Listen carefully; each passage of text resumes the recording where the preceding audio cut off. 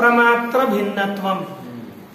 तब पूर्व पक्ष ने शंका करी कि घटादि विषय और अंतःकरणावच्छिन्न चैतन्य का अभेद कैसे होगा।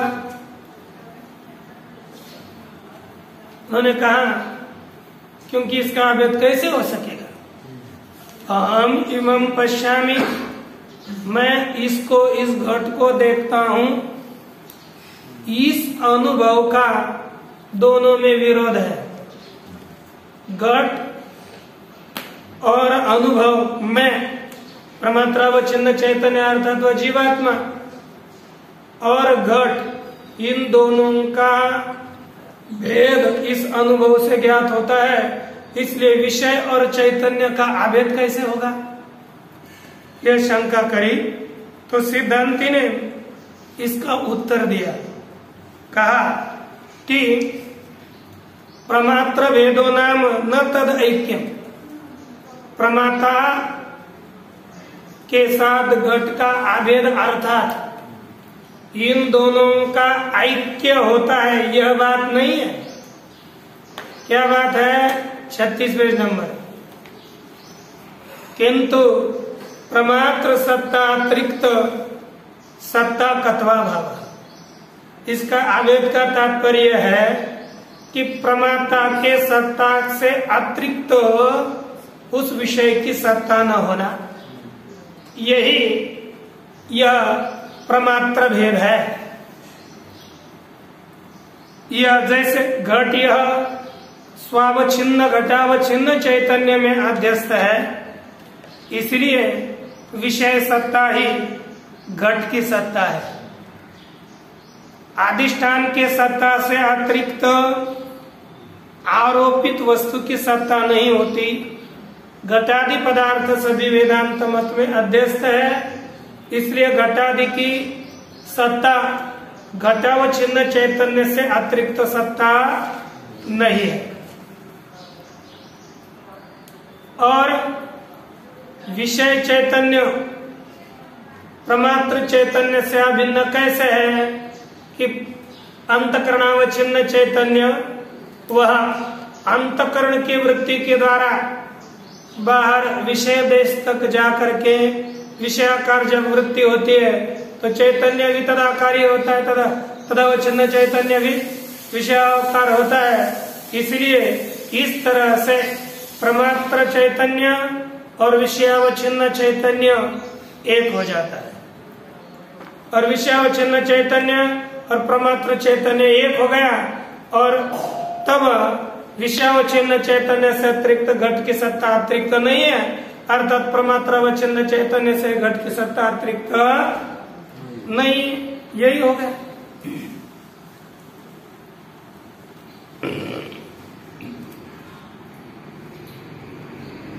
ये बताया, इसलिए यही अवैध है, यही घटादि का अपरोक्ष है, यह कथन किया। अनुमित्यादि स्थल में अंतःकरणस्य वन्यादि देश निर्गमना भावे वन्यवच्छिन्न चैतन्यस्य प्रमात्र चैतन्यानात्मकतया वन्यादि सत्ता प्रमात्र सत्ता तो भिन्न इति नाति व्याप्ति। अब जो अनुमिति का स्थल है, अनुमित्यादि स्थल में क्या होता है, अंतःकरण की वृत्ति पर्वत देश तक तो जाती है, लेकिन वन्यादि देश तक, वन्य तक अंतःकरण की वृत्ति नहीं जाती। वन्यादि देश निर्गमना भावे, वन्यादि देश तक वृत्ति का निर्गमन, बाहर जाना, इसका अभाव हो जाने पर वन्यवच्छिन्न चैतन्यस्य, जो वन्यवच्छिन्न यह विषय चैतन्य है, वह प्रमात्र चैतन्य अनात्मकतया, प्रमात्र चैतन्य अनात्मकतया अर्थात प्रमात्र चैतन्य रूप न हो जाने से, दोनों का अभेद न हो जाने से घटादि सत्ताया प्रमात्र सत्ता नतिरेका इति, जो घटादि की ओह मैं तो नीचे गया वर्ग। हरि ओम। देखिए ऊपर वर्ण। अब क्या हो गया? वन्यादि सत्ता प्रमात्र सत्ता तो भिन्ना। वन्यादि की सत्ता क्या हो जाएगी? प्रमात्र सत्ता से भिन्न है, अतिरिक्त है, इसलिए उनमें अतिव्याप्ति नहीं होगी। ये सिद्धांति ने बताया। तो यहाँ पर पूर्व पक्ष पुनः शंका करने जा रहा है। अतिव्याप्ति होगी ही, किसके लक्षण की अतिव्याप्ति होगी?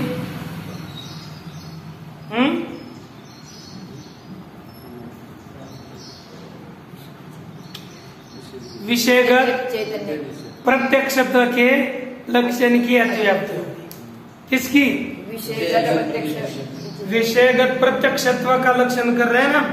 विषयगत जो प्रत्यक्ष, विषय को हम जो प्रत्यक्ष कहते हैं उसका लक्षण कर रहे हैं।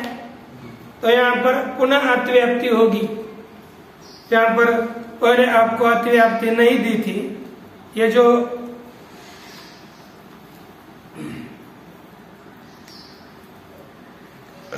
अब पुनः अतिव्याप्ति होगी ही, वो कह रहे हैं। कैसे अतिव्याप्ति होगी? देखिए, ननु एवं अपि धर्माधर्मादि गोचरानुमित्यादि स्थले धर्माधर्मयो प्रत्यक्षत्वापत्ति ही, यही आपत्ति है। जब हम धर्माधर्म विषयक अनुमिति करते हैं तब क्या होगा? यह धर्माधर्मादियों की अनुमिति होगी ना। अयम धर्मवान, अयम पुरुषः धर्मवान सुखित्वात् इत्यादि अनुमान किया। क्योंकि सुख हो, सुखी है, इसलिए धर्म वाला है। जहां जहां सुख होता है वहां धर्म होता ही है, क्योंकि धर्म से ही सुख उत्पन्न होता है। ऐसा हम अनुमान किया। ऐसा अनुमान करने पर अब क्या होगा? प्रमात्र चैतन्य अंदर, धर्माधर्म भी अंदर, ये धर्माधर्म भी अध्यस्त है ना।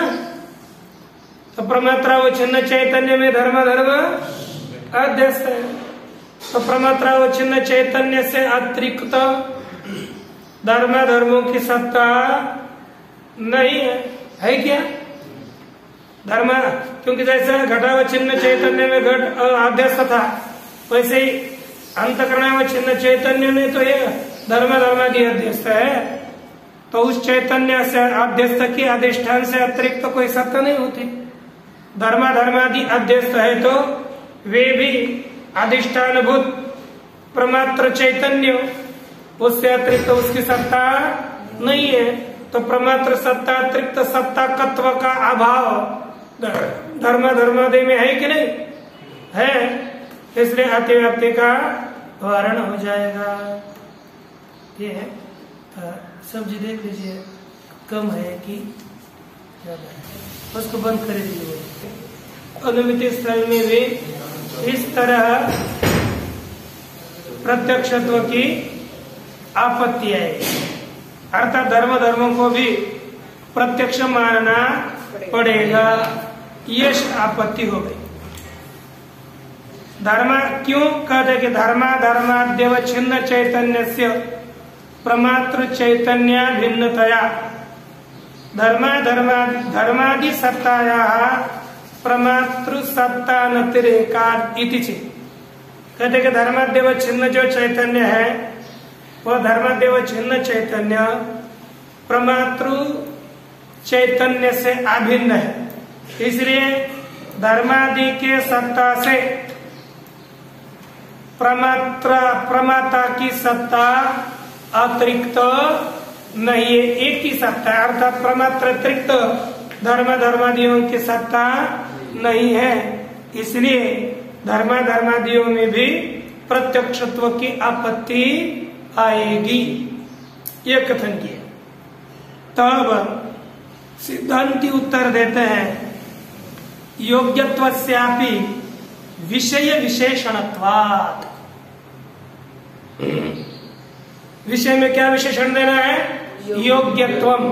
तो लक्षण हो गया। अब योग्यत्वे सति प्रमातृ सत्ता अतिरिक्त सत्ता कत्वा भाव। क्या होगा? योग्यत्वे सति प्रमातृ सत्ता अतिरिक्त सत्ता कत्वा भाव। जो योग्य होते हुए प्रत्यक्ष का योग्य होना चाहिए ना। धर्माधर्म यह प्रमात्र सत्ता अतिरिक्त सत्ता उसकी धर्माधर्म की नहीं है, लेकिन वे योग्य भी नहीं है, प्रत्यक्ष के योग्य नहीं है। इसलिए लक्षण क्या होना चाहिए? योग्यत्वे सति प्रमात्र सत्ता अतिरिक्त सत्ता कत्वा भाव। यह लक्षण हो गया। अब धर्मादियों में अतिव्याप्ति नहीं होगी, धर्मादियों में योग्यत्व नहीं है। यद्यपि प्रमात्र सत्ता अतिरिक्त सत्ता कत्वा भाव धर्मादियों में है, लेकिन योग्यत्व नहीं, इसलिए अतिव्याप्ति नहीं होगी।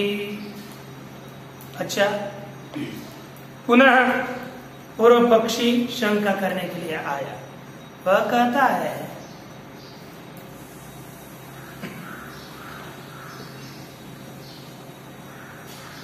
घटगत जब हमको रूप का प्रत्यक्ष होता है, तब घट में दो चार चीज, बहुत सी चीज रहती है। घट में रूप रहता है, घट का परिणाम रहता है, रहता कि नहीं? तो घट के रूप का जब हमको प्रत्यक्ष होता है, तब घटगत परिणाम के प्रत्यक्षत्व की आपत्ति आएगी। अर्थात घटगत परिणाम का भी प्रत्यक्ष होने की आपत्ति आएगी, तो उसका भी प्रत्यक्ष होने लगेगा। यह आपत्ति आ रही है। तब ये कहते हैं कि क्योंकि रूपावच्छिन्न चैतन्य ही परिणामाद्यवच्छिन्न चैतन्य है। अरे वह ठीक ना, रूपावच्छिन्न चैतन्य जैसे एक ही घट है, एक ही घट है, तो घट का जो रूप है और घट का परिणाम है, परिमाण, वो परिमाण और घट का रूप, क्यों घट का रूप ऐसा ही है, घट का परिमाण भी उतना ही है। तो रूपावच्छिन्न चैतन्य और परिमाणावच्छिन्न चैतन्य, ये दोनों चैतन्य अलग अलग है। और जब हमारे अंतकरण की वृत्ति नेत्रेंद्रिय के द्वारा बाहर निकल करके घट के रूपाकार हो जाती है, तो रूपावच्छिन्न चैतन्य और प्रमात्र चैतन्य एक हो गया। तो तद भिन्न परिमाणावच्छिन्न चैतन्य भी है, इसलिए परिमाण की सत्ता प्रमात्र भिन्न सत्ता हो जाएगी। प्रमात्र सत्ता अतिरिक्त सत्ता तत्व का अभाव परिमाण में भी है और परिमाण योग्य भी है।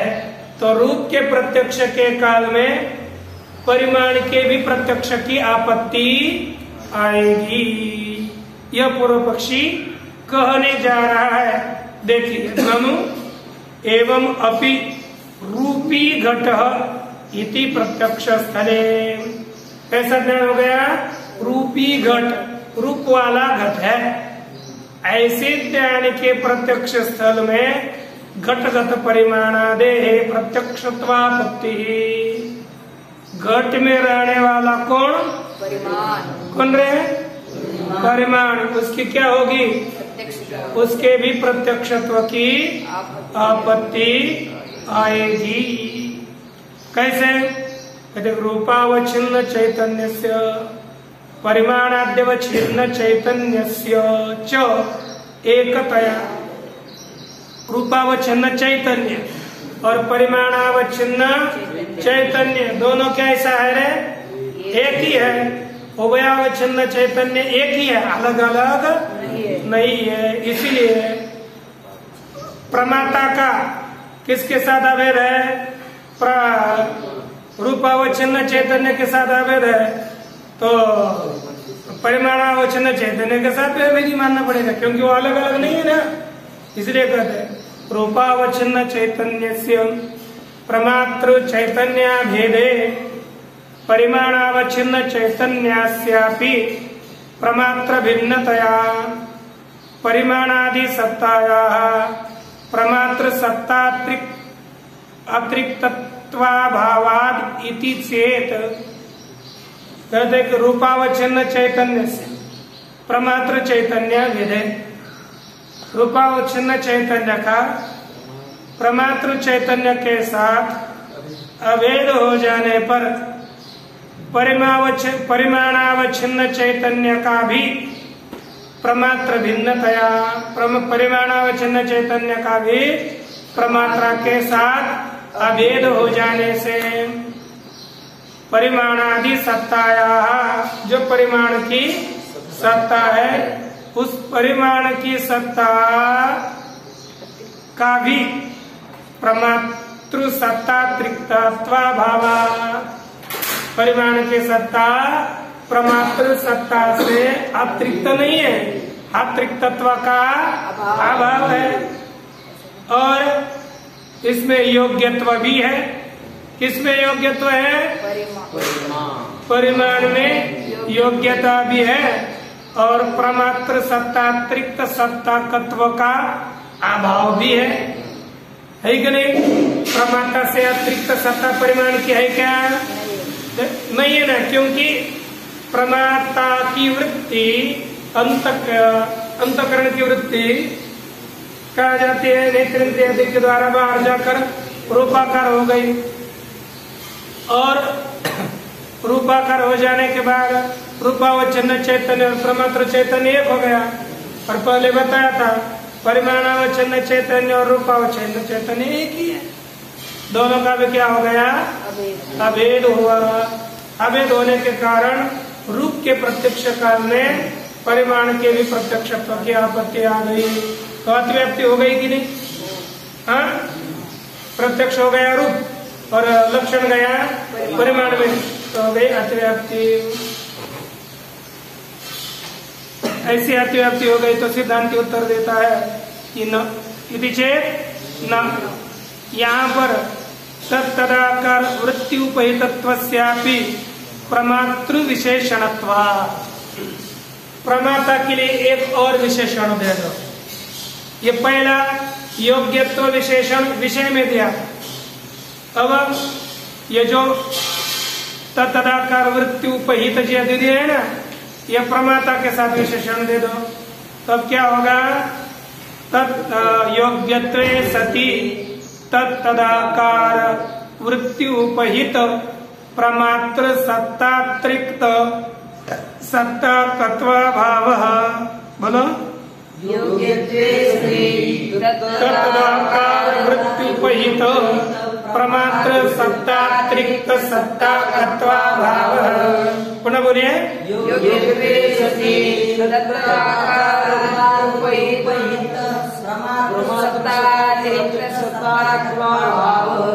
कैसे बोल रहे हो आप लोग? जैसे बोलना नहीं आ रहा। बोलिए, योग्यत्वे सति तदुपहित प्रमात्र सत्तात्रिक्त सत्ताकत्वा भाव,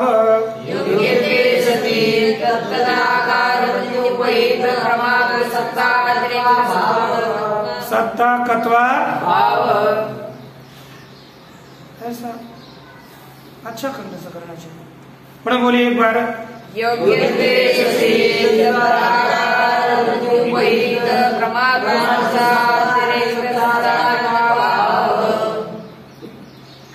चलो अब ये क्या होना चाहिए? योग्यत्व विषय में होना चाहिए। परिमाण में योग्यत्व है, लेकिन हमारी वृत्ति क्यों किस आकार की हो गई है? रूपाकार। रूपी घट इस ज्ञान में वृत्ति यह रूपाकार हो चुकी है। किसके आकार की हो चुकी है? रूप के आकार की वृत्ति हुई है। तो तद आकार, तदाकार अर्थात रूपाकार, तदाकार वृत्ति उपहित है ना, तदाकार वृत्ति उपदार्थ रूपाकार वृत्ति उपहित जो प्रमाता है ना, उस प्रमाता के सत्ता से अतिरिक्त सत्ता रूप की नहीं है कि नहीं। अब परिमाणाकार वृत्ति हो गई क्या? नहीं, परिमाणाकार वृत्ति नहीं हो गई। तो परिमाणाकार वृत्ति ही नहीं हो गई तो परिमाणाकार वृत्ति उपहित प्रमाता सत्तातिरिक्त सत्तात्मत्वा भाव, इसमें यही नहीं गया ना। तदाकार अर्थात परिमाणाकार वृत्ति उपहित प्रमाता ही नहीं बना। हाँ, जैसे आपकी अंतकरण वृत्ति बाहर जा करके किसके आकर की हो गई? कौन सा विषय अब रूप और परिमाण चल रहा है? किसके आकार की वृत्ति हो गई? रूपाकार वृत्ति हो गई है। तो रूपाकार वृत्ति हो गई तो ये जो चैतन्य है, प्रमात्र चैतन्य और विषय चैतन्य, क्या बन गया? एक ही बन गया ना। प्रमात्र चैतन्य और विषयावच्छिन्न चैतन्य क्या हो गया? एक हो गया। विषय कौन है? रूप। तो प्रमात्र रूपाकार वृत्ति हो गई, तदुपय चैतन्य कौन हो गया? प्रमाता। वही तो है, क्योंकि दोनों चैतन्य एक हो गए ना, तो प्रमात्र चैतन्य हो गया। तो रूपाकार वृत्ति उपहित प्रमात्र चैतन्य यहाँ पर हो गया रूपाकार। परिमाणाकार वृत्ति उपहित प्रमात्र चैतन्य नहीं हुआ। हुआ क्या? परिमाणाकार वृत्ति हो गई क्या? नहीं। तो तदुपय चैतन्य प्रमात्र चैतन्य हो गया क्या? नहीं, हमारी वृत्ति हो गई है रूपाकार। यहाँ पर तदाकार, तो तत्त विषयाकार वृत्ति उपहित चैतन्य हमको प्रमात्र चैतन्य लेना। तत्त विषयाकार वृत्ति उपहित प्रमात्र चैतन्य होना चाहिए। यहाँ पर रूपाकार वृत्ति हो गई है तो रूपाकार वृत्ति उपहित प्रमात्र चैतन्य बनेगा। परिमाणाकार वृत्ति नहीं हुई तो परिमाणाकार वृत्ति उपहित चैतन्य यहाँ पर नहीं हुआ। हमको वृत्ति उपहित चैतन्य तत्त विषयाकार वृत्ति उपहित चैतन्य वही प्रमात्र चैतन्य होना चाहिए। यहाँ पर नहीं हुआ, परिमाणाकार वृत्ति नहीं हो गई और तदुपय चैतन्य नहीं हो। रूपाकार वृत्ति हो गई तो रूपाकार वृत्ति उपहित चैतन्य प्रमात्र चैतन्य हो जाता है। इसलिए वृत्ति को भी अब निर्धारित करना है। जिस विषयाकार वृत्ति होगी तदाकार ही वृत्ति उपहित चैतन्य जो हुआ वही प्रमात्र चैतन्य बनेगा। जिसके आकार की वृत्ति नहीं हुई है ना, तद विषयावच्छिन्न चैतन्य प्रमात्र चैतन्य नहीं होगा। इसलिए हमको तदाकार वृत्ति उपहित चैतन्य ही प्रमात्र चैतन्य होना चाहिए। यहाँ पर रूपाकार वृत्ति उपहित चैतन्य वो प्रमात्र चैतन्य हो रहा है, लेकिन परिमाणाकार वृत्ति हुई नहीं है तो तदुपहित चैतन्य प्रमात्र चैतन्य नहीं हो सकता। इसलिए यहाँ से आगे ही लक्षण नहीं गया। परिमाणाकार वृत्ति बन गई क्या? तदुपहित चैतन्य होगा क्या? फिर नहीं होगा। इसलिए लक्षण यहाँ से नहीं गया तो आगे लक्षण इधर का उधर, इधर योग्यत्व हो जाए विषय में तो कोई नहीं, एक भाग भी नहीं लक्षण का गया तो पूरा लक्षण नहीं जाता। इसलिए कहा तदाकार वृत्ति उपहितत्वास्यापि प्रमातृ विशेषणत्वात्, प्रमाता में विशेषण देना है। अब तदाकार वृत्ति उपहित चैतन्य होना चाहिए। तदाकार वृत्ति उपहित चैतन्य ही प्रमात्र चैतन्य। आळ्याला पाणी पूर्ण गोल त्या आकाराचं घटाच्या परिमाणावर। अरे घटाकार क्या चल रहा है? हमारी वृत्ति के आकार बन रही है। घटाचं जो रूप है, अरे आळ्याला पाणी होते बनी एक आकार, जिसके आकार का होगा वैसे होगा ना। तो हमारी वृत्ति किस आकार की होगी? रूपापर्यंत, घटाच्या रूपापर्यंत गेले। मैं क्या बोल रहा हूँ, आपकी वृत्ति किसको विषय कर रही है? जिसको विषय करेंगे उसको ही करेंगे ना। वहां पर जाने का थोड़े होता है कि सबके आकार की हो जाए वृत्ति। वृत्ति कभी एक ही आकार की हो जाए। परिणाम जैसा घटे क्या परिमाण? अरे वो परिमाण को जान ही नहीं रही ना, रूपी घटे है, परिमाण को विषय कर ही नहीं रही है तो उसके आकार की थोड़ी हो रही है। वो किसके आकार को धारण कर रही है, इसका मतलब है ना। अंदर तो धर्मादि भी है ना, फिर सबके आकार की होती है, लेकिन वृत्ति किसके आकार की हो रही है? रूपी घट, आपके परिमाणवान घट, इसके आकार को थोड़ी वो जान रही है। वृत्ति एक विषय एक जगह पर भी हो, यहाँ पर भी है तो हम बोल रहे हैं फर्श, इसको हमारी वृत्ति पुस्तक या यंत्र भी है, यहाँ पर अन्य बहुत से पदार्थ है, लेकिन वृत्ति केवल पुस्तक के आकार की हो गई। हम जब पंक्ति पढ़ते हैं तो हम सब पुस्तक को नहीं जानते, हमको पंक्ति ध्यान में रहती है। वृत्ति हमारी उसी पंक्ति में केंद्रित रहती है। कभी कभी तो ये पंक्ति, ये नीचे की पंक्ति भी हमारे नीचे की पंक्ति के आकार की भी वृत्ति नहीं बनती। नहीं तो हम जिसके आकार की वृत्ति बन गई, आपकी सबके आकार की बनती है, तो एक ही ज्ञान में सबको समझना चाहिए, लेकिन सबको नहीं समझते।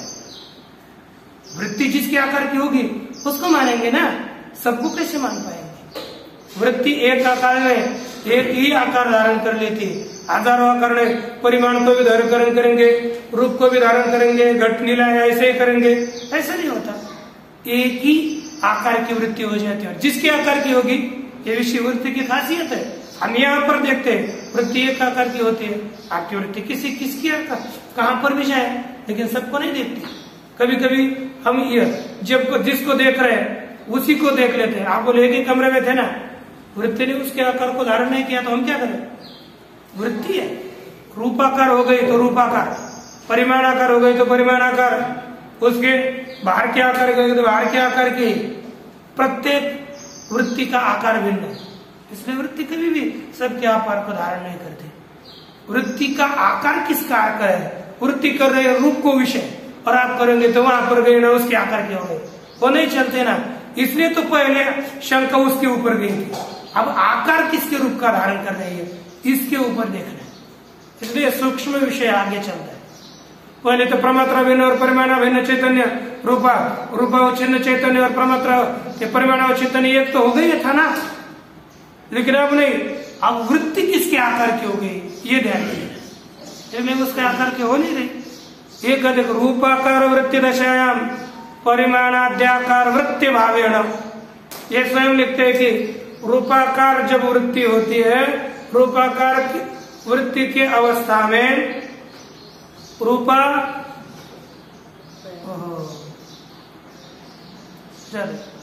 रूपाकार वृत्ति के दशा में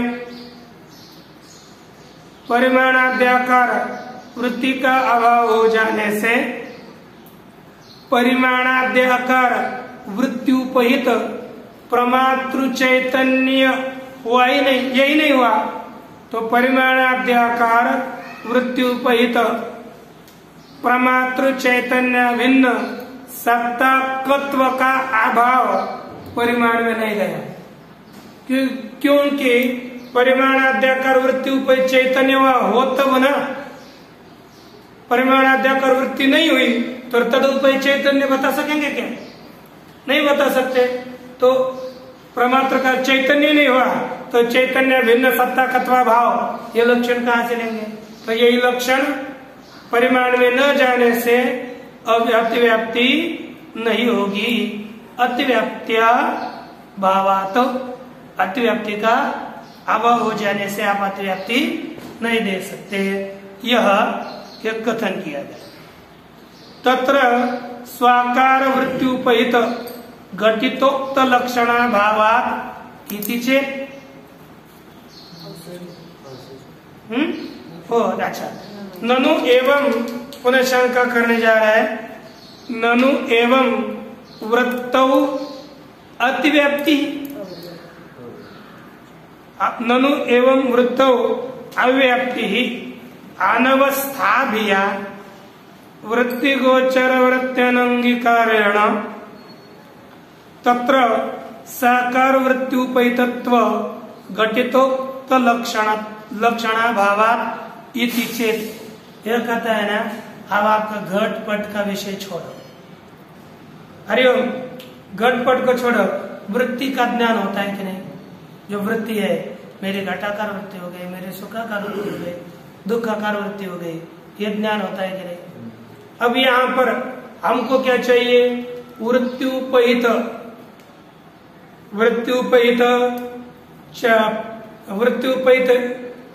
प्रमातृ चैतन्य भिन्न है ना, चैतन्यातिरिक्त सत्ता तत्व का अभाव होना चाहिए, है ना। तत्तदाकार वृत्त्युपहित प्रमातृ सत्तातिरिक्त सत्ता का अभाव होना चाहिए, है कि नहीं। अब जो वृत्ति है, वृत्ति के आकार की दूसरी वृत्ति मानी गई है क्या? हाँ, नहीं मानते, क्योंकि एक वृत्ति को जानने, इस वृत्ति को जानने के लिए दूसरी वृत्ति, इसको जानने के लिए तीसरी के लिए चौथी के लिए पांचवी वृत्ति, इसको जानने के लिए दूसरी एक वृत्ति मानेंगे तो अनवस्था हो जाएगी, अनवस्था दोष आ जाता है। क्योंकि अनवस्था किसको कहते हैं? जो निरंतर प्रवाह धारा है, इसके लिए वो, उसके लिए वो, उसके लिए वो, अनंत वृत्तियां माननी पड़ेगी। तो एक काल में इतनी वृत्तियां हो गई क्या? इस वृत्ति को हमारी अभिवृत्ति हो गई घटाकर वृत्ति, तो इसको जानने के लिए हमको दूसरी घटाकर वृत्ति के आकार की दूसरी एक वृत्ति माननी पड़ेगी।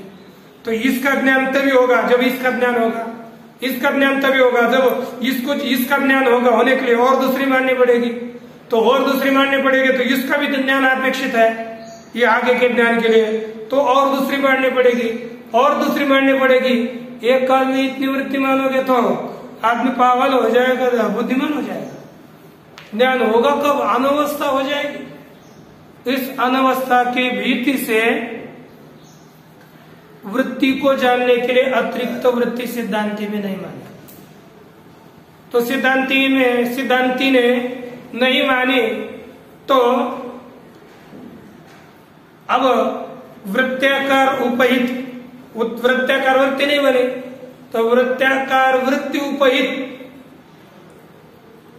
चैतन्य, प्रमातृ चैतन्य वहां पर नहीं हुआ, क्योंकि प्रमातृ चैतन्य और वृत्ति उपहित चैतन्य एक होना चाहिए ना, लेकिन वो करने के लिए तदाकार वृत्ति एखादी होनी चाहिए कि नहीं। तो इसलिए वृत्त्याकार वृत्ति का अभाव हो जाने से कहते हैं कि देखो वृत्तवत व्याप्ति कैसे? अनवस्था के भीति से वृत्ति गोचर वृत्त्यनंगीकारेण, वृत्ति विषयक वृत्ति का अंगीकार न किए जाने से तत्र स्वाकार वृत्ति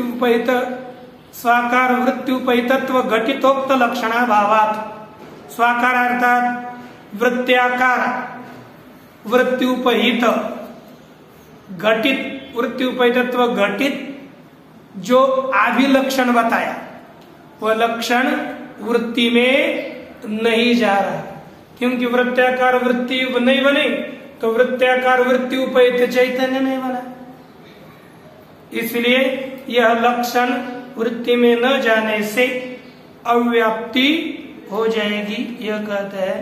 तो इसका उत्तर और यह प्रश्न पुनः कर देंगे।